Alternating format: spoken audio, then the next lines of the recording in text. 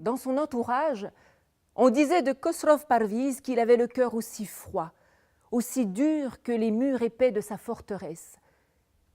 Et quand son pas lourd résonnait dans les longs couloirs de sa citadelle, le sang de ses sujets se glaçait d'effroi.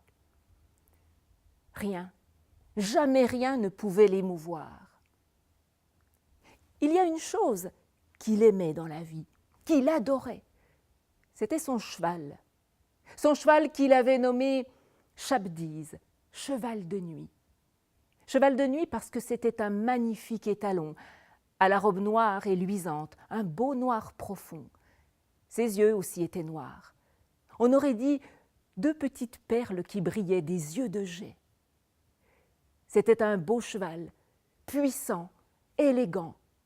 Son allure au galop était à la fois ample et légère. Il sautait haut, il sautait loin, il était rapide, il était fougueux. Jamais Khosrov Parviz n'avait eu un cheval aussi beau que celui-là.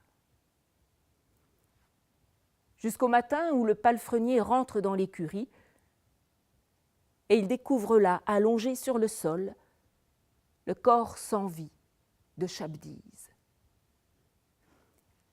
La terrible nouvelle se répand aussitôt dans tout le palais. On se la chuchote à l'oreille comme un secret brûlant, et un silence de mort se répand dans toute la forteresse.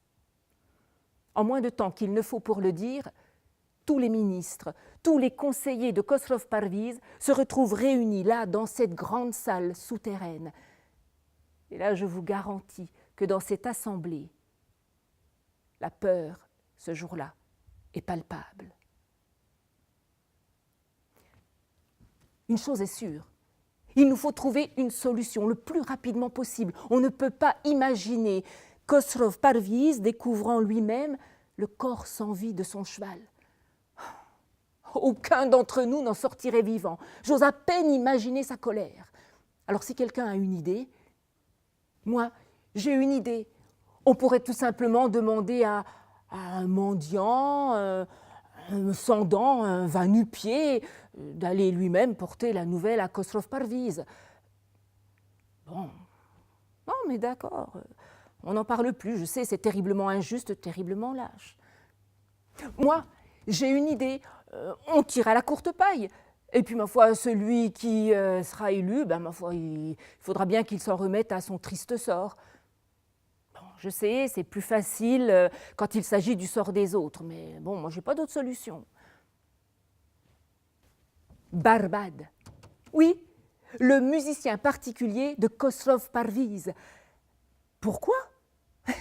Réfléchissez 5 minutes. Est-ce que vous avez déjà vu Khosrov Parviz lever la main sur Barbad? Non, jamais.